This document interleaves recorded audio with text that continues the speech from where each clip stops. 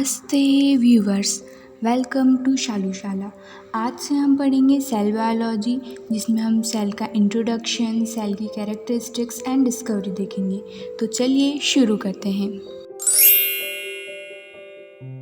अब पहला सवाल यह आता है कि सेल बायोलॉजी क्या है। सेल बायोलॉजी मतलब सेल की स्टडी करना, उसके स्ट्रक्चर, फंक्शन और उसके सेल ऑर्गेनल्स के बारे में जानना, समझना।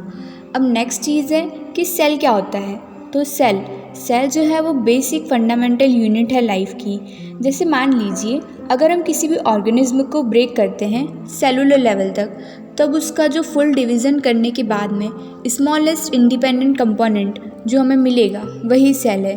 तो सेल को ऐसे डिफाइन करते हैं that it is the smallest basic unit of life responsible for all life processes.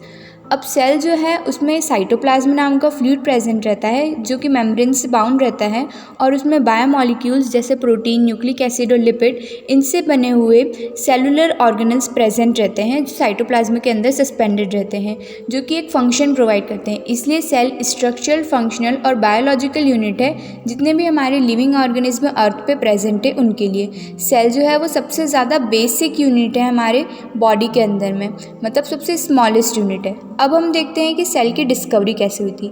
Cell की डिस्कवरी जो है वो साइंस की फील्ड में बहुत ज़्यादा रिमार्केबल इवेंट है, क्योंकि इसकी डिस्कवरी के बाद में ही साइंस की फील्ड में एडवांसमेंट हो पाए हैं, और ये एक बहुत ज़्यादा नेसेसरी थिंग थी, बहुत ज़्यादा नेसेसरी इवेंट था।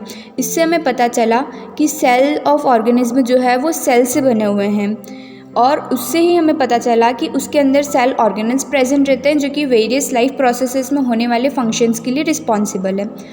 अब हम देखेंगे कि इसकी डिस्कवरी किसने किसने कब कब की थी।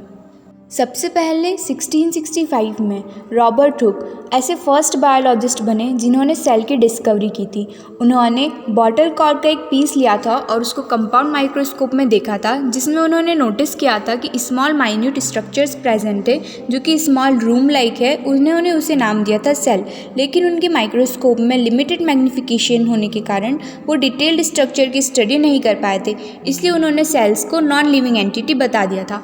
उसके बाद 1674 में एंटोन वॉन ल्यूएनहुक ने सेम कंपाउंड माइक्रोस्कोप से सेल की स्टडी करी थी जो कि हाई मैग्नीफिकेशन था, और उन्होंने नोटिस करा था कि सेल में मूवमेंट प्रेजेंट है, मोटिलिटी प्रेजेंट है।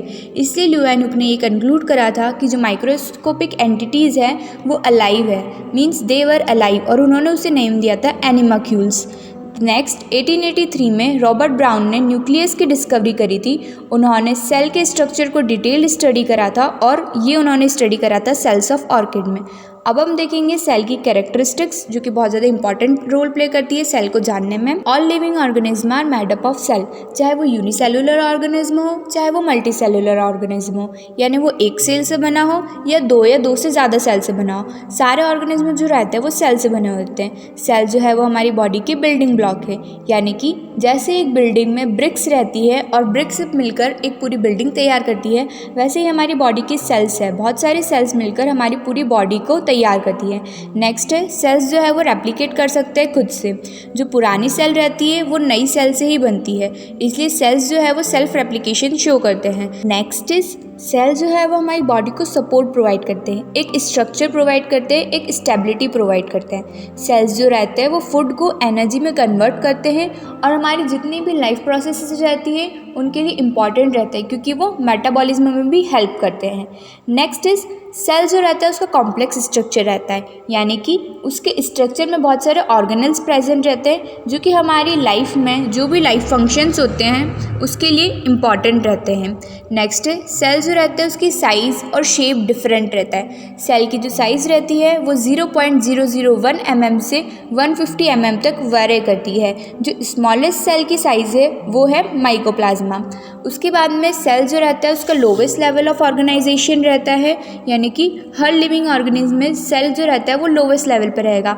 सेल काउंट हर ऑर्गेनिज्म से ऑर्गेनिज्म में वेरी करता है। ह्यूमंस में बहुत ज़्यादा नंबर में होता है तो बैक्टीरिया में बहुत ज़्यादा कम नंबर में। सेल्स जो रहता है वो जेनेटिक इन्फॉर्मेशन कैरी करता है पेरेंट्स से ऑफस्प्रिंग में। सेल जो रहता है उसके स्पेशलाइज फंक्शन रहता है जो कि हमारी लाइफ प्रोसेस और मेटाबॉलिज्म के लिए इंपॉर्टेंट रहते हैं। सेल जो रहता है उसमें बहुत सारे सेल ऑर्गेनल्स प्रेजेंट रहते हैं जिनका स्पेसिफिक स्ट्रक्चर रहता है, और वो एक सिग्निफिकेंट रोल प्ले करते हैं हमारी जितनी भी लाइफ प्रोसेसेस होती है उसके लिए। मतलब जितने भी सेल ऑर्गेनल्स रहते हैं उनके फंक्शंस डिफाइन रहते हैं। इस वीडियो में बस इतना ही। नेक्स्ट वीडियो में हम देखेंगे types of cells. So stay tuned and कोई भी अगर डाउट हो तो कमेंट सेक्शन में लिख दीजिएगा and don't forget to like, share and subscribe for upcoming video. Thank you so much for watching.